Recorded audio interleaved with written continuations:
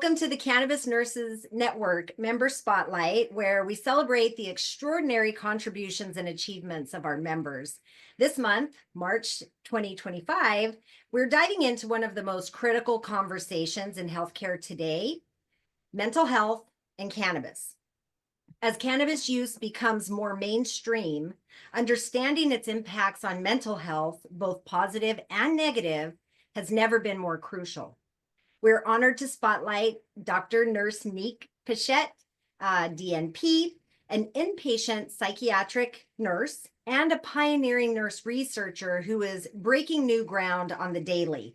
Nique's research on cannabis use disorder is reshaping how we understand, diagnose, and support individuals navigating cannabis use within mental health settings. Her work challenges stigmas, educates healthcare providers, and bridges critical gaps in care. And today, Nurse Nique will be sharing her journey, her research insights, and her vision for integrating evidence-based cannabis care into psychiatric practice. And we're thrilled to have you here, Dr. Nique. Thank you so much, Heather, and thank you for everyone who's here. I'm really excited to discuss this and talk about what I've been doing for the past few years. Let's just dive right in. I mean, clearly, you are bridging two worlds. As an inpatient psych nurse and a cannabis researcher, you're at the forefront and in the trenches. What led you to explore this intersection of cannabis use and mental health? And how has your dual role influenced your perspective on patient care? So it started as a fluke. I was working as a night supervisor in an inpatient psych hospital in Massachusetts during COVID, and I started to see an uptick of this diagnosis, cannabis use disorder. And I was trying to figure out what they were using to diagnose the patients, and the nursing staff had little or no education about cannabis use. The doctors, I couldn't even talk to them about it. And I even tried, after talking to the director of nursing at the time, to see if I could put out an ANA CEU on cannabis that was written by some of our nurses. And the director let me put it out on the units. And then within 24 hours, I had to take everything off the units. So I was just really amazed at how this was happening. And I was doing that because I was in school working on my doctorate, and initially I had applied to the program with the Cannabis Nurse Navigator that I had developed in 2016, and my school said, that project is too big, you can't do that, you need to find something else. So that's how I landed on cannabis use disorder. It's interesting too that it came from what you were seeing in practice, but your research now focuses on cannabis use disorder, which this diagnosis is, like you said, nurses and healthcare providers and docs don't necessarily have information on cannabis use, but yet they're still diagnosing patients with this diagnosis. So it's an often misunderstood diagnosis. What are some of the biggest misconceptions about cannabis use disorder have you seen? And how can healthcare professionals provide more compassionate and effective care for their patients? I think the most obvious thing that I have seen, and what led me to this in the first place, was positive THC does not denote cannabis use disorder. And add that to somebody in mental health that has an addiction, a history of addiction, or a personality disorder, or something that can set them up into inappropriate behaviors in general.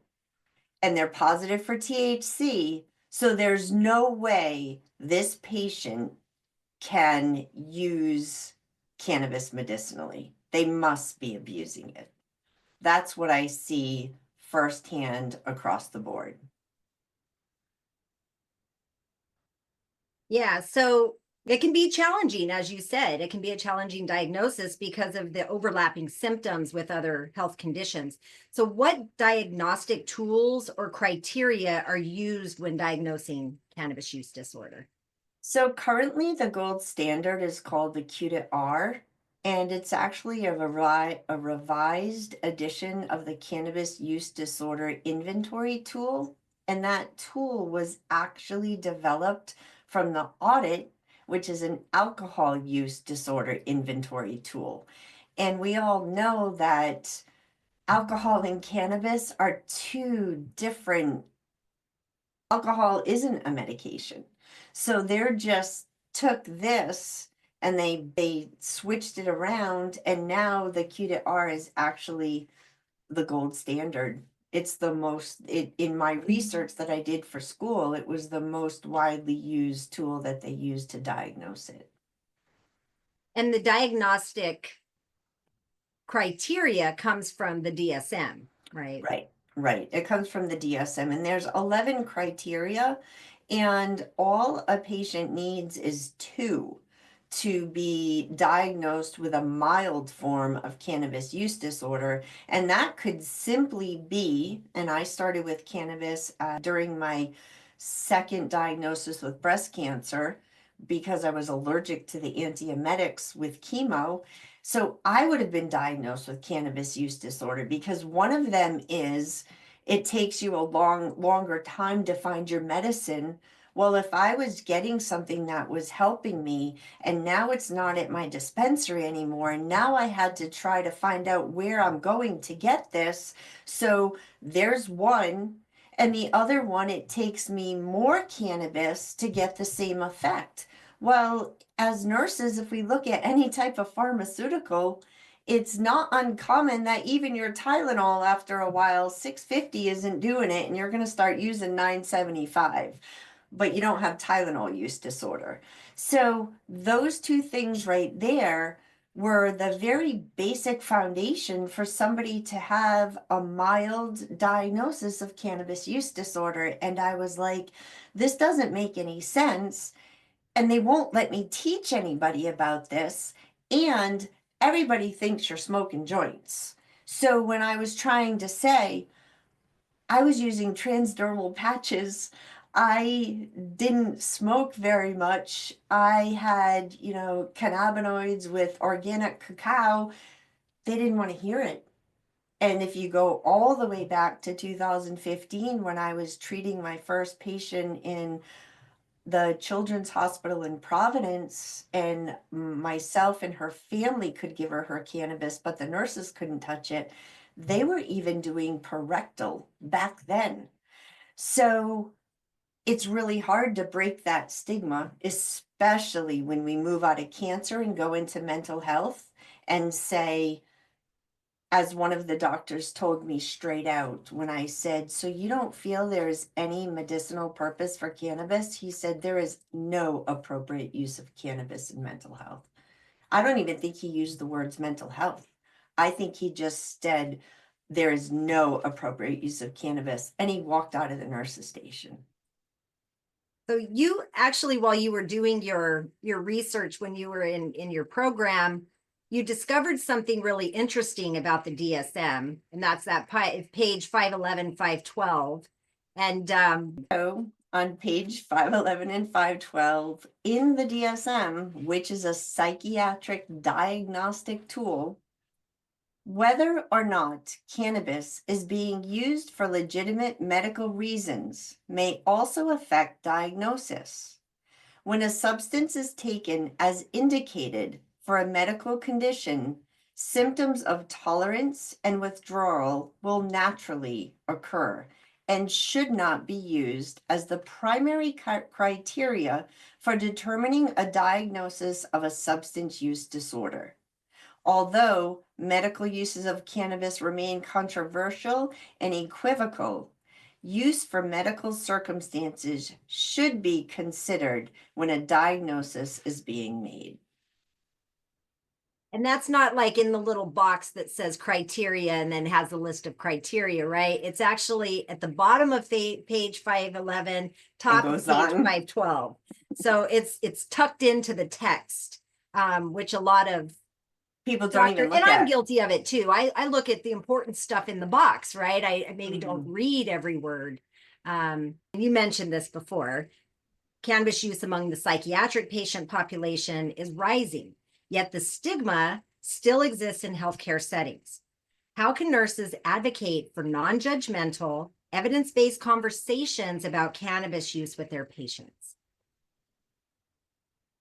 I think one of the biggest thing is education and to look at your own bias. If you have an issue with cannabis as medicine, you need to take a step back and understand that you're a nurse and that you're there to take care of your patient. I could list a bunch of issues that we deal with in psych, and I can't judge that, from different types of substance use to sexual preference. I mean, we could go down a list of different things in mental health that people are extremely judged for harshly. And if you want to be a good psychiatric nurse, then you need to understand why you're there, and you need to separate yourself from your internal beliefs and step out of that box and take care of the patient that's there in front of you as a human being. And it's interesting because the psychiatric world is, like you said, different from maybe the oncology world in perception and how people are judged. But what should nurses be aware of when caring for patients who use cannabis alongside their prescribed psychiatric medications? Are there any significant interactions or safety concerns that nurses should be considering? I think one of the biggest things that I found was blood pressure. I had a patient, and I like to use experience if that's okay. I had a patient, it was a veteran who was in his late 50s, early 60s, and used cannabis every day for years.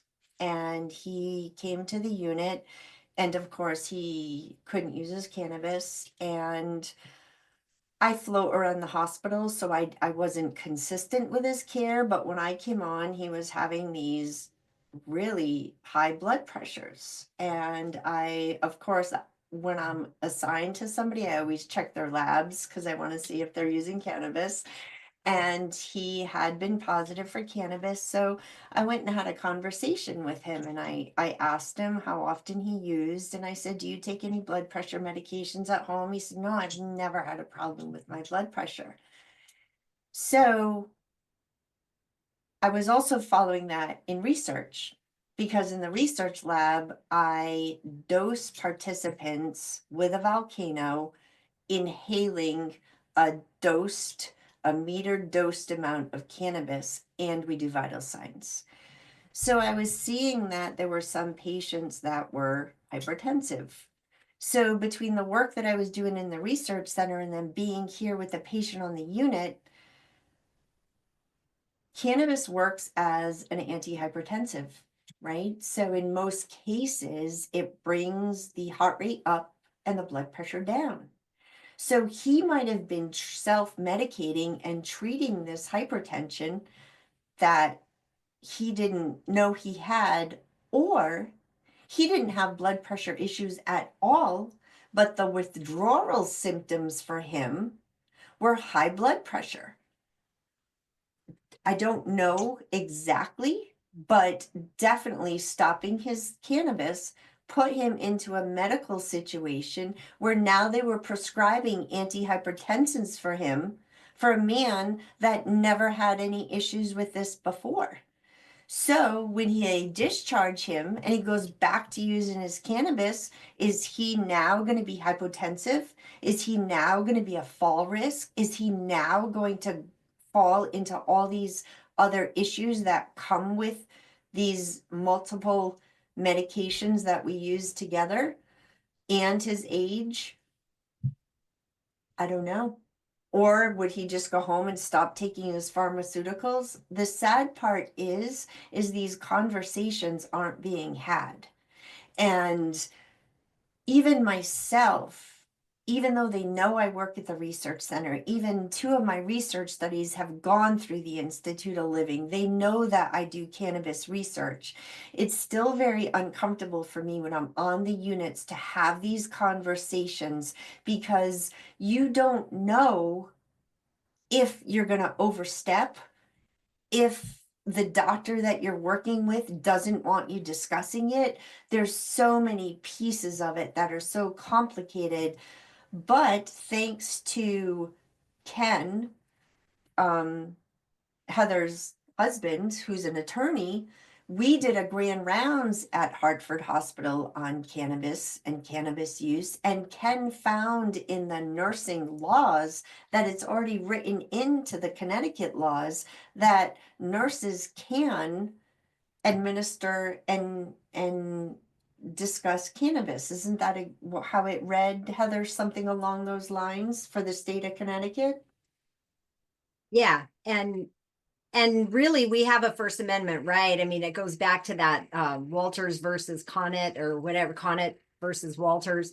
And that was one of the first lawsuits that came forward where it actually came out in the Ninth Circuit Court saying that doctors and nurses have a First Amendment right to have these conversations with our patients. We can talk to them about it as a First Amendment right.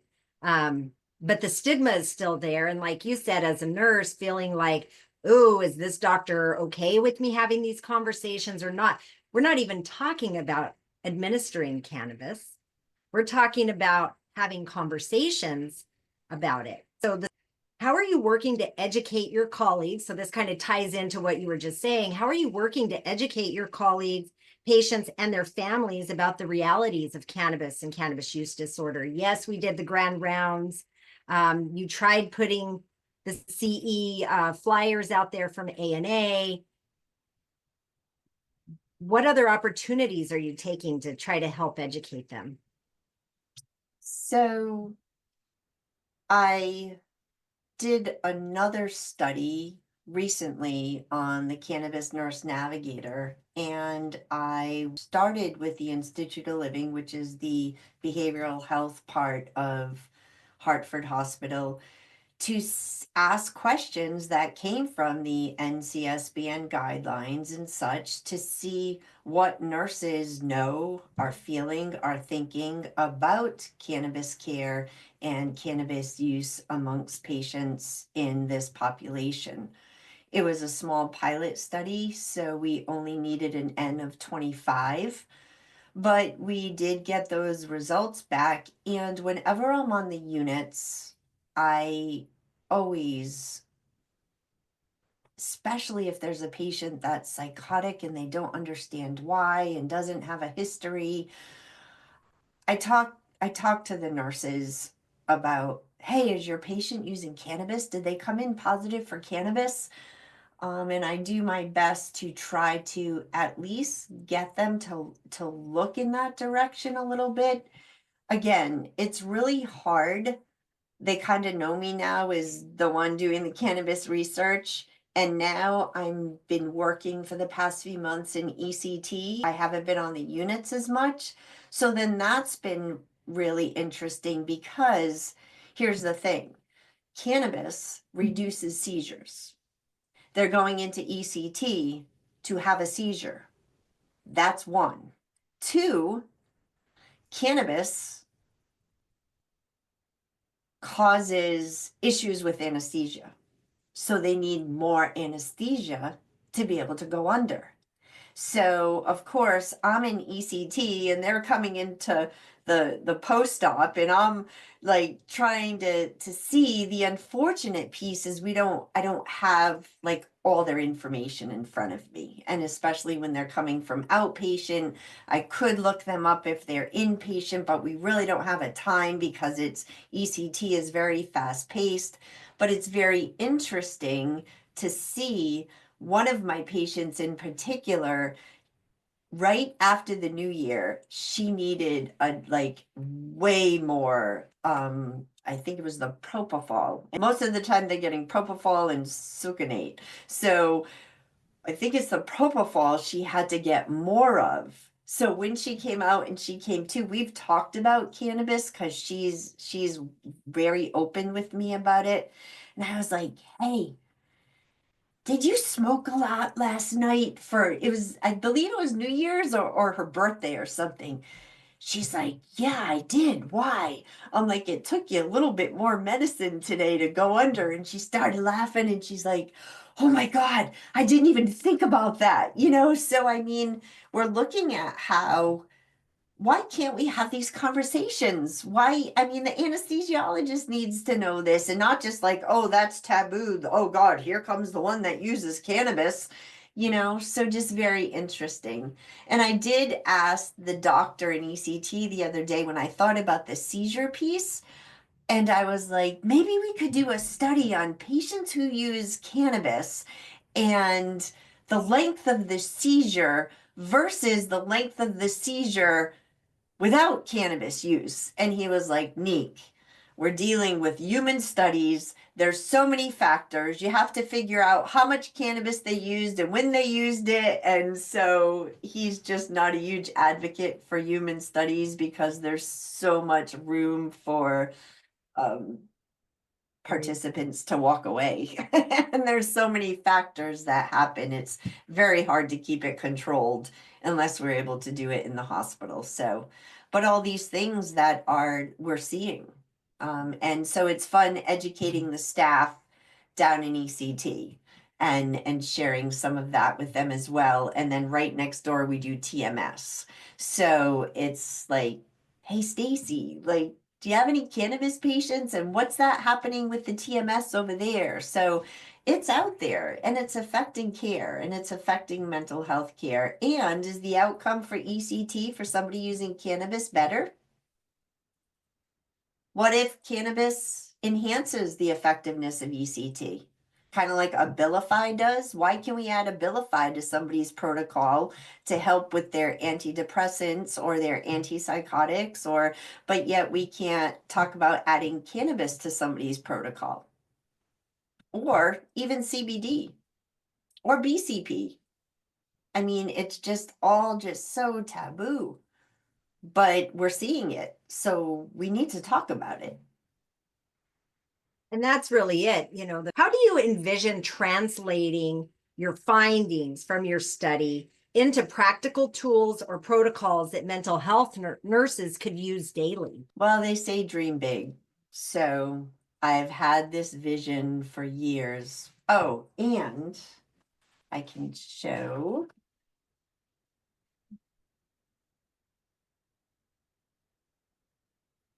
This is the trademark for the Cannabis Nurse Navigator. So I started this in 2016, and on election day, oddly enough, I got the trademark for the Cannabis Nurse Navigator.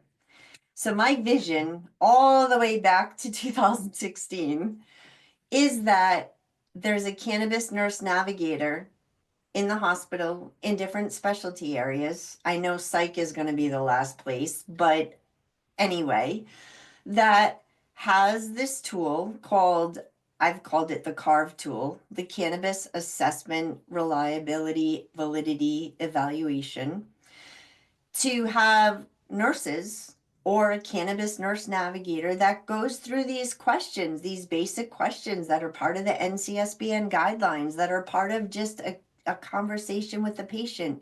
Oh, I see you're positive for cannabis. How often do you use your cannabis? Do you have a medical card? Where did you get do you get recommendations from anybody? Who gives you your recommendations? Do you follow them? Is cannabis interrupting with your daily activities of living? Are you able to go to work? Is it interrupting your family? Is your family upset with you? Are you calling out of work because of it? Oh, well, maybe we can have a discussion because maybe we can help you understand how to use your cannabis more appropriately.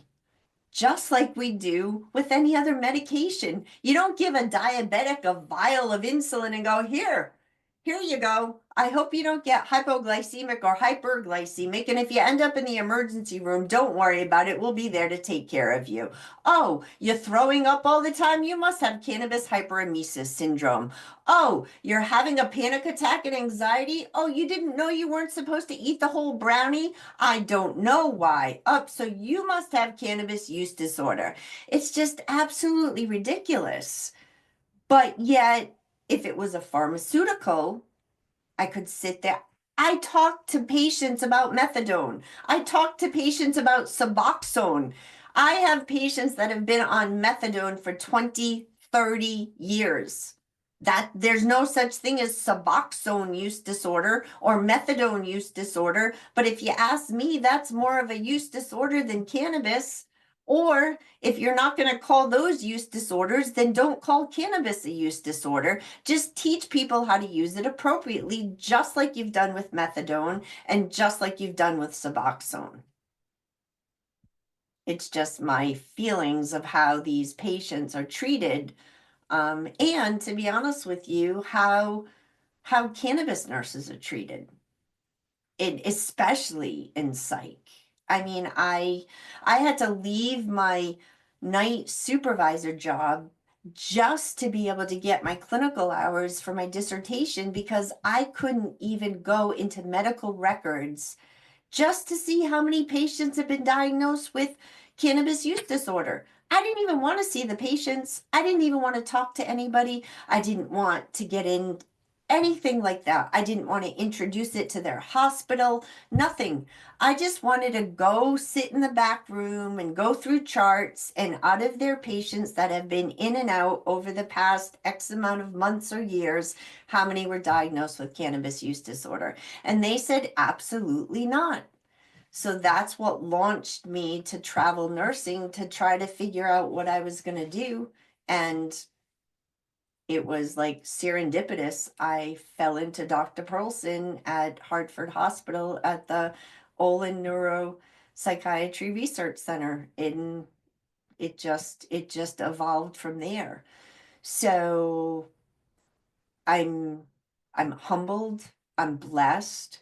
But I do have to say, and this just isn't like a punchline for the network or anything, this network was instrumental in me becoming who I am today. And I met Heather and Marcy and Sue in 2015 in Patients at a Time. And from there, I really learned a lot of education and networking and helped to build my confidence to be around nurses that didn't think I was crazy, that understood the same mission and vision that we all have for patient care. So I just wanted to put that out there that the network, if it wasn't for the network, I would not be where I am today. Beautiful. When we talk about what cannabis use disorder, right? It's a problematic use pattern of cannabis. And what I hear you saying is that by having a list of questions, assessing a patient's cannabis use, which isn't really happening, there's not a lot of assessment of cannabis use. That by asking these series of questions, starting this conversation, that if they do seem to have a problematic pattern of cannabis, that by educating them, that you feel like you can maybe change some of the problematic patterns to more healthy patterns of cannabis use. Did I get that right? I think it's possible to help change some of those patterns, but I do know I'm not oblivious to the fact there are some people that will abuse it. And there are some people that just want the euphoria 24/7 and are using it just for that state of mind all the time. So, in mental health, just like any of the other addictions, let's pull away the layers and find out why they want to be in a state of euphoria all the time, instead of just throwing a diagnosis on and sending you out the door with something else that makes you feel horrible about yourself, because that diagnosis goes with you everywhere. So that's the piece that is difficult, especially when we're not having the conversations. Even as simple as, what type of cannabis are you using? I do see, and it is sad to see, that I've seen a lot of, not a lot, but a good number of patients come in totally psychotic, never been psychotic before. And is it a first break, or is it because they're dabbing so much and they're flooding their endocannabinoid system, and nobody's teaching them that, okay, like, this is too much, this is unhealthy, let's talk about why you're doing this, who's telling you to do this, where is this coming from? And again, it all comes down to education and understanding of why. And I think that's just such a huge sad piece that's missing. Yeah, thank you, Nique. And here in just a little bit, I'm going to open up the floor for all of you. I know that you probably have questions for Nique, so feel free to jot down your questions or keep them in the front of your mind, because I've only got a couple more questions for her, and then we're going to open up the floor for you all. But Nique, I want to talk about the future of cannabis and mental health a little bit. So as cannabis legalization expands, hopefully continues to expand, how do you see the role of cannabis and mental health care evolving? And are there particular therapeutic potentials or risks that nurses should be prepared to address? I also think that a lot of us want to see, we believe in cannabis, we want to see cannabis move forward, and sometimes we forget that there are patients like me that become extremely paranoid with cannabis, a frightening type of paranoid. Nurses need to understand the negative symptoms of cannabis as well, and how to help somebody with that. Hospitals need to understand how to help somebody with that. Unfortunately, if somebody comes into the ER and their heart's racing and they're paranoid and they had too much, THC, whether it was an edible or they smoked too much, unfortunately, we can't use CBD. We can't use certain things that we would out in the community. So again, there's a lot of work that needs to be done with how are we going to address this when it comes. And again, if somebody had a negative experience, it doesn't mean it's cannabis use disorder.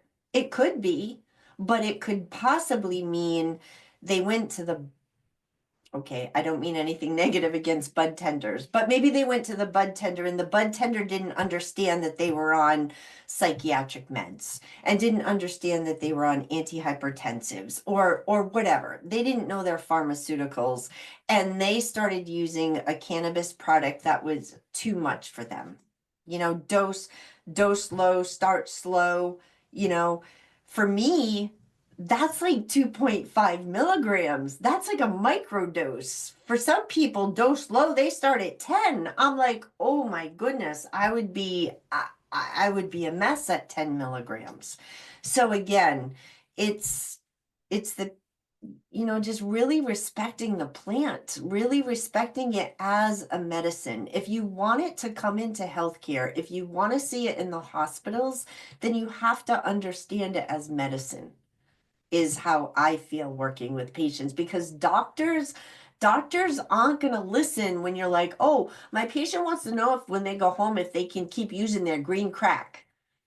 doctors, then the doctor just looks at you like, and you wonder, it's, so if you can talk to them about the chemotypes and the ratios and the THC versus the CBD or the CBD only, and start to talk that language when you're in the hospitals, when you're in these medical settings, I personally feel, and I've seen it go a lot farther. Yeah, that's very great insights, Nique. Thank you so much for sharing your time with us. And um, my last question is this, and it's just kind of, more of a fun question, but you worked in both psychiatric care and cannabis research, and it must come with its own share of memorable moments. I know you've shared some of those with me, but what was the most unexpected or maybe the funniest thing that you've heard from a patient or colleague about cannabis use? Yeah, so I did have a veteran that was having like a really explosive moment, and he's like, I just need an effing joint and da da da, and he was on the Jerry unit and he was all worked up, and so I came around and I said, "Come on, sit down with me." He goes, "What do you mean?" I said, "Come on, sit down. Let's roll a virtual joint." And he goes, "What?" So I said, "Come here." So he sat down and he said, "Well, I don't roll. I use a pipe." I said, "Well, fill your pipe and take a hit off your pipe." I said, "Do what you would do if you were home." And he sat there and he took a hit off his pipe and he started laughing. And it kind of like de-escalated the whole situation. And I think he felt heard, he felt seen. And unfortunately, within 24 hours, the medical director had the manager call me and tell me that he was concerned with my nursing ability because of what I was doing with patients on the unit. So it didn't matter that the patient was de-escalated without restraints, without chemical restraints, without going into seclusion, anything like that. So that was one of the things. And yes, we had this rapport that we would just kind of like, I would do this and he would understand what was happening, and it would settle him down a little bit and make him chuckle.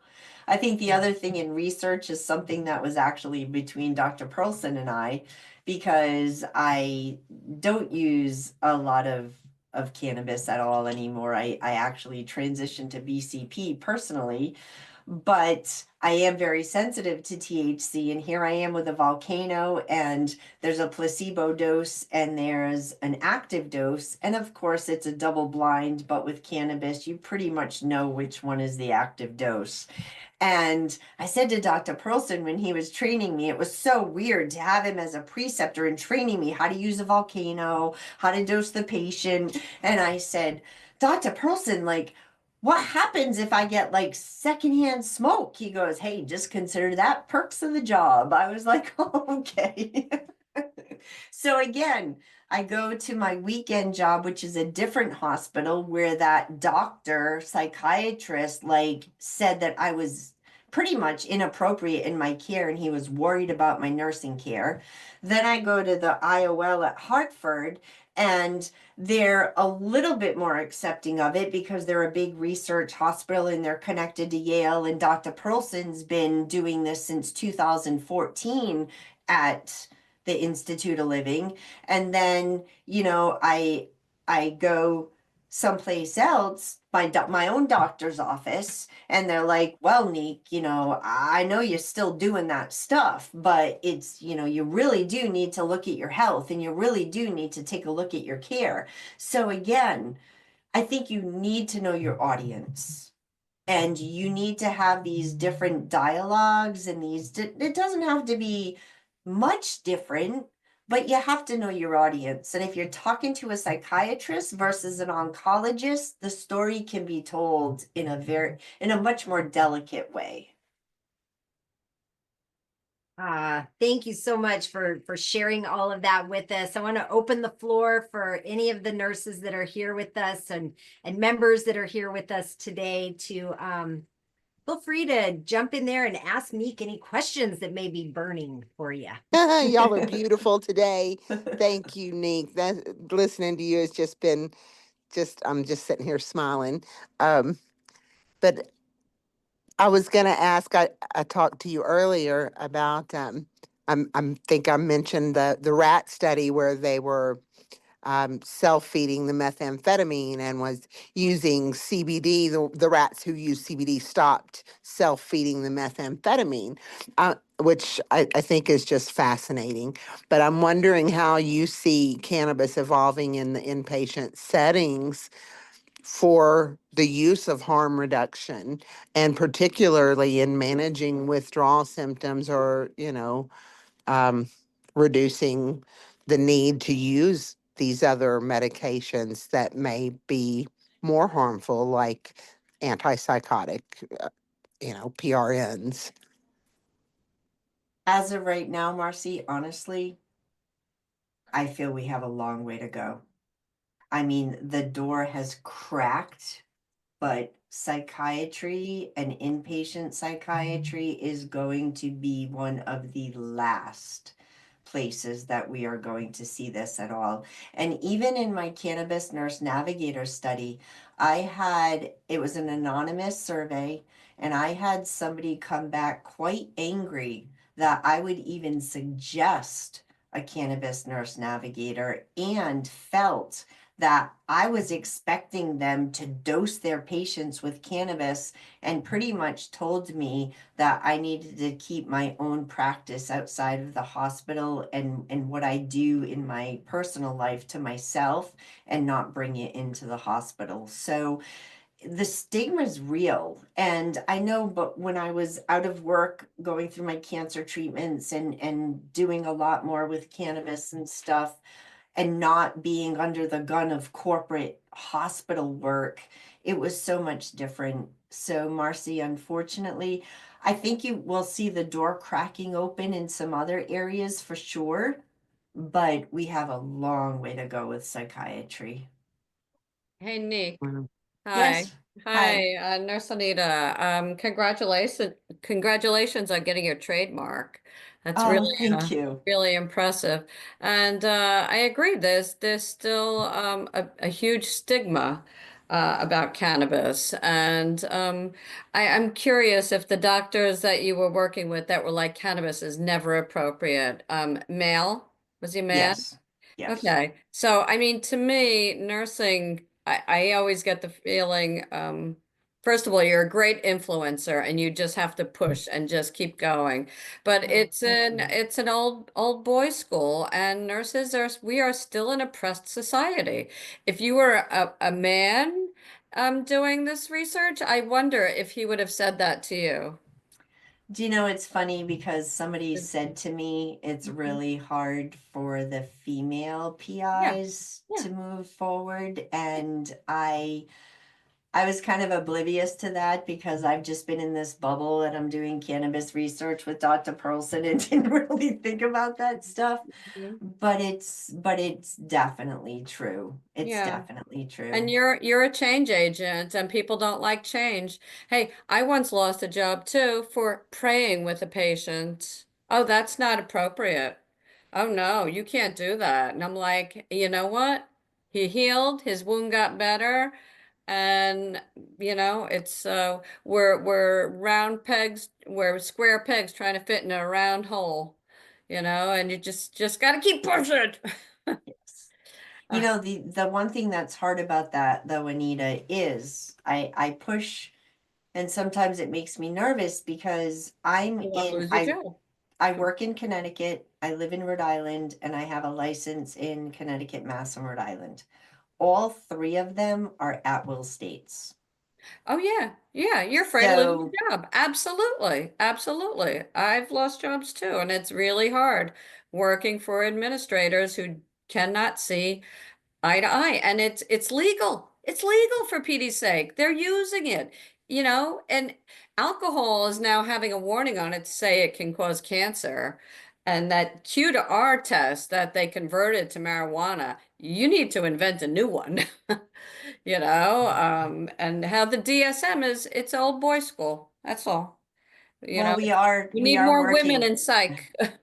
We are working on a new tool. We finished our survey. We had 308 participants that completed.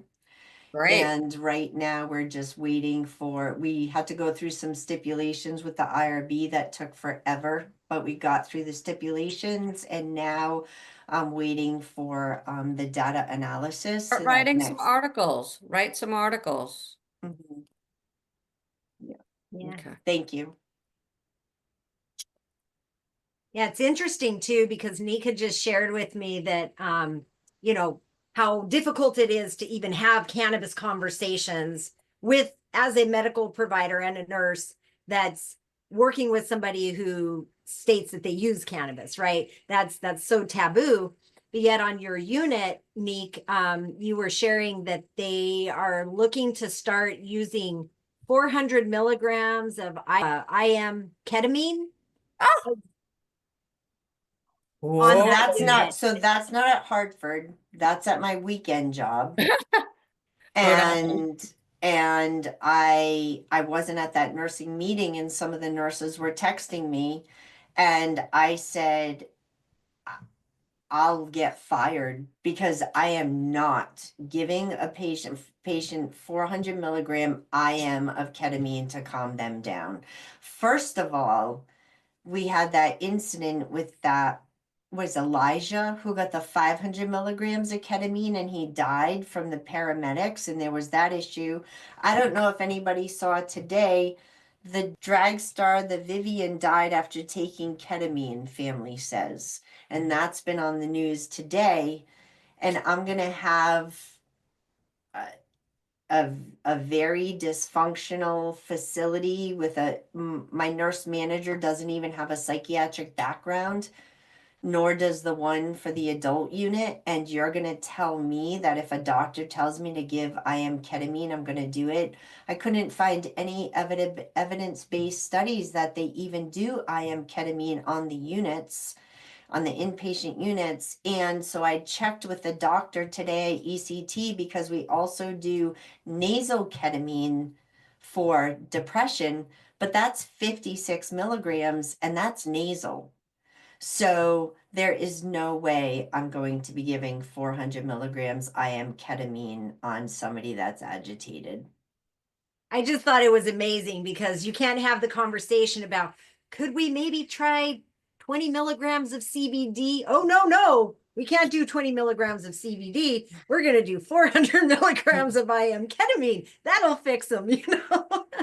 So it's just very interesting in the world of psych, how things are looked at, and how cannabis is really kind of being left out of the discussion, even while some of these other medications are being considered. Hi, Nique. Hi, everyone. Quick question. Do you find that people that are newly coming out of school and getting their degrees in this field are more open to this conversation, or do you find they're still just as rigid In which field? in Nursing? the mental health field?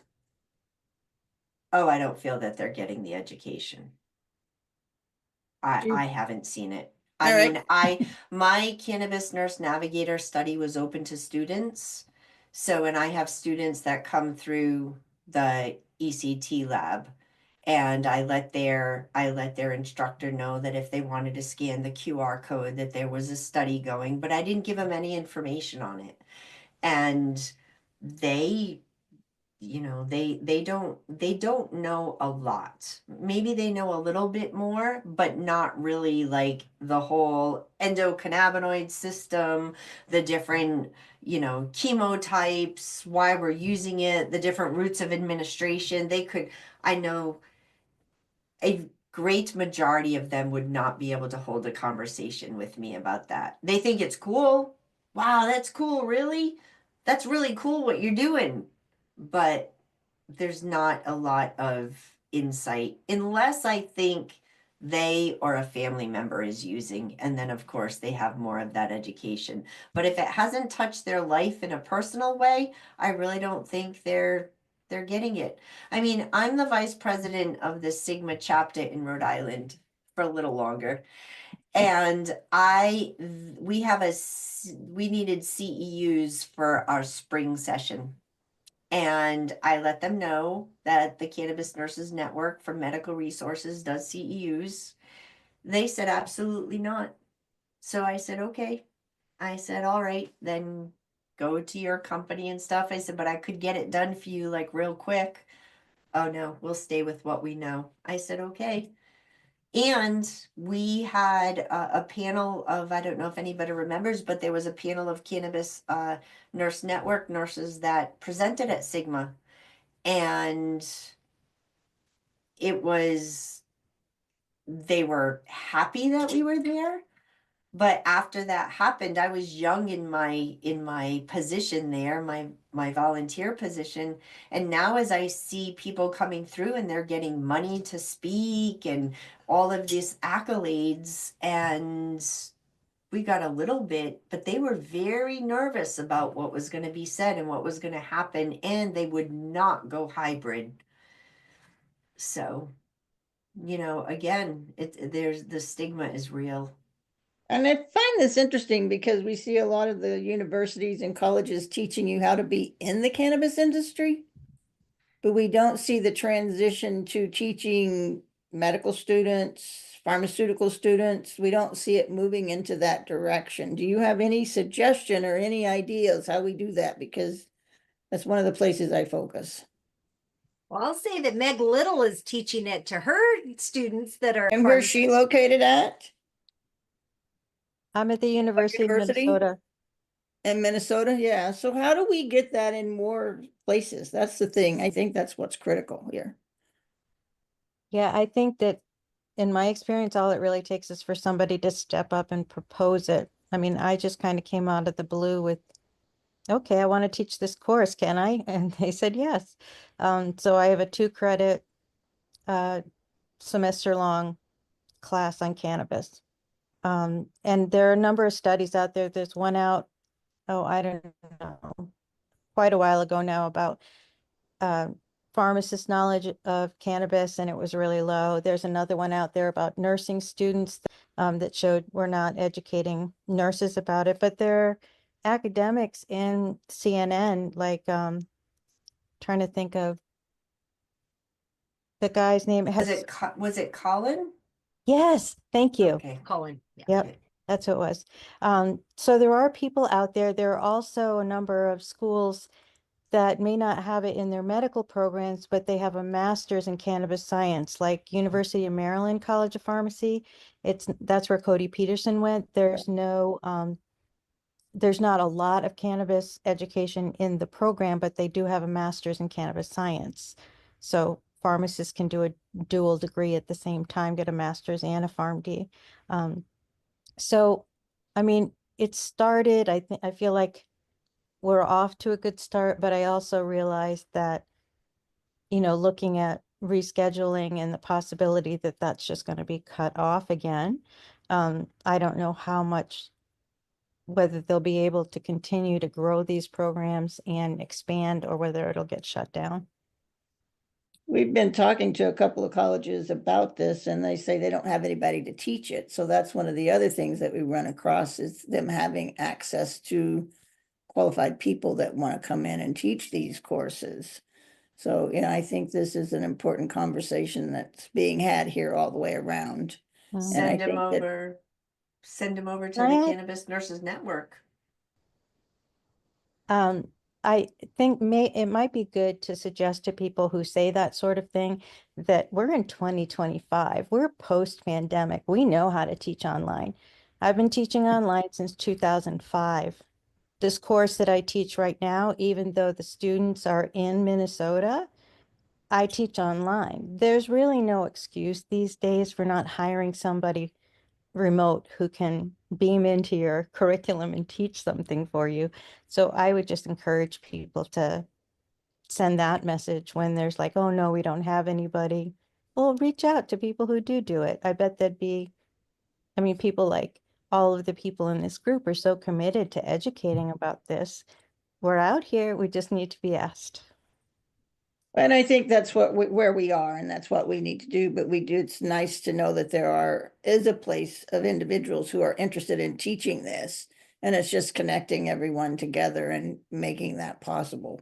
But I think this conversation is something that needs to be had on a regular basis. I think what Nique's talking about here, I would love to see you talking on every podcast and everything that you can talk to about on this, because it's the conversations that we have that are going to start moving people forward. My other question is, and this may seem out of left field, but do you think that if people that are so against it in the medical field had an experience with cannabis, they would see it differently? I can only talk from my experience, and I was very against cannabis. And my breast cancer came back, and I started chemo, and antiemetics gave me EPS, talk about psych, and akathisia, and I couldn't take the antiemetics. And because I was having the conversations, like you said, Debbie, online, I had a blog about breast cancer and me.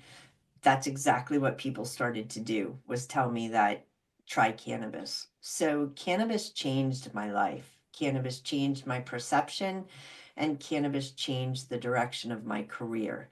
But it's unfortunate that it takes a chronic or terminal illness most of the time to yourself or a family member before that light goes off and you say, maybe there is some benefits for this.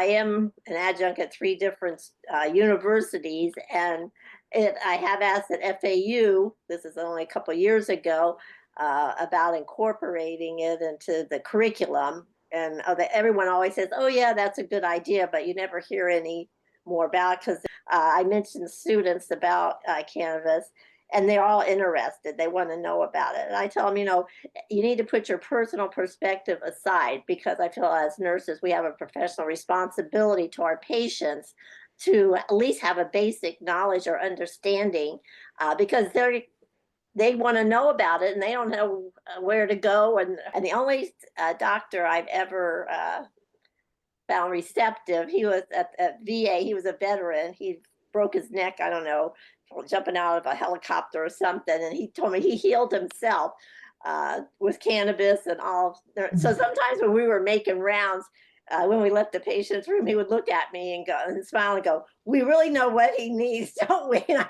go, yeah, but we couldn't say anything about it, and it's just very frustrating. Well, that's how I even got interested, because of my patients kept telling me about it, and I figured I want to find out how and why this stuff really works. So that's all I have to say. So thank you for all you do, Nique. You're an inspiration. Thank you. I just want to say thank you for everybody for your time. And if you ever have any questions or thoughts, or just, please email me or text me or call me, and I'm always available. So if anybody wants anything further, just let me know. Thank you, Nique. Thank you so much. As we conclude our powerful session this evening, we extend our deepest gratitude to you, Dr. Nique, for sharing your research, your insights, and your unwavering passion for advancing mental health care. Your work challenges stigmas. It provides clarity to the complexities of cannabis use and cannabis use disorder, and it's empowered us today to engage in informed, empathetic conversations with our patients. So thank you again for joining us today, Nique, and for being a huge part of the Cannabis Nurses Network. This is our community of leaders and learners and change makers, and you are definitely a change maker and a leader within our community here. We look forward to seeing all of you next time, and until then, stay inspired, stay connected, and continue to lead with compassion and courage. Thank you, everyone.